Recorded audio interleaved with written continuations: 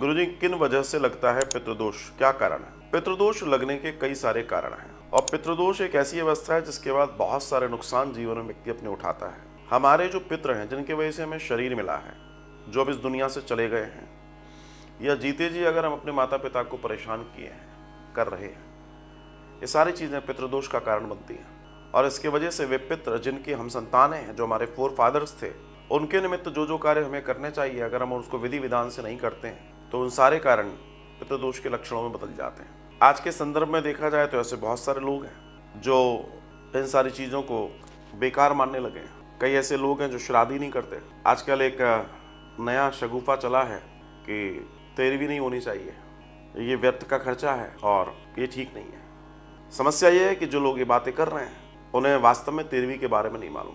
तेरहवीं का दर्शन जब आता है, 12वीं का जब दर्शन आता है, तो इसमें हमारे शास्त्रों में सिर्फ 12 या 13 ब्राह्मणों को जिमाने का दर्शन है। इसके अलावा जितने लोगों को भी आप जिमा रहे हैं वो आप अपने शौक से जिमा रहे हैं। आप लाखों खर्च कर रहे हैं, वो अपने शौक में कर रहे हैं, अपने दिखावे में कर रहे हैं। शास्त्रों में कहीं ऐसा वर्णन नहीं है पूरी भीड़ को बुलाओ, पूरे समाज को बुलाओ, पूरे गांव को बुलाओ और जिमाओ, कहीं नहीं लिखा हुआ।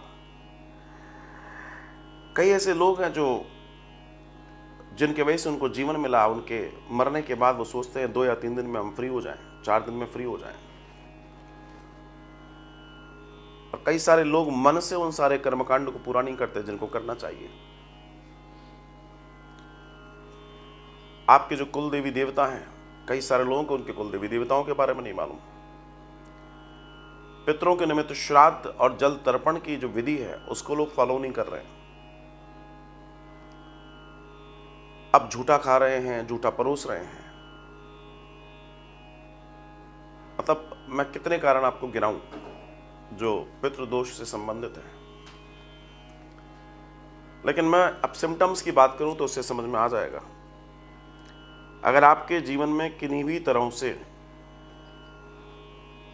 ऐसे डैमेजेस दिखाई देते हैं जो आपकी सारी कोशिशों से भी संभल नहीं रहे हैं, जैसे आप बहुत मेहनत करते हैं लेकिन आपके पास परिणाम बहुत अच्छे नहीं हैं, जैसे आप योग्य हैं, सब कुछ अच्छा है, लेकिन आपकी नौकरी नहीं लग पा रही। मान लीजिए आपके पास नौकरी भी, आपके पास सब कुछ अच्छा है, सारी चीज़ें, लेकिन आपके विवाह नहीं हो पा रहे। घर में निरंतर बहुत सारे कलेश रह रहे हैं, चिड़चिड़ाहट है, घर में लगातार बीमारियां हैं और दवाइयों का आवागमन लगा हुआ है, पैसे में जरा भी स्थिरता नहीं है।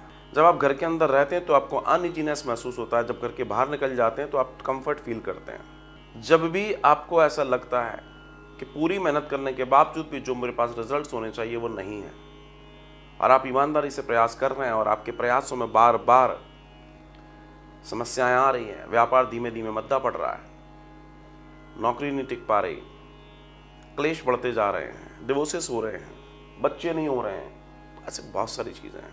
व्यक्ति सोचता है तो सामान्य जीवन है, सब तो होता रहता है। कई लोग ऐसे हैं जिनके साथ नहीं होता, वो भी आपके साथ सामान्य जीवन में ही है। तो फिर प्रश्न ये कि उनके साथ क्यों नहीं हो रहा, आपके साथ क्यों हो रहा है? बस यही अंतर है जो समझना है। और ये सारे कारण पितृदोष के बनते हैं और इस दोष की वजह से व्यक्ति का जीवन नारकीय हो जाता है।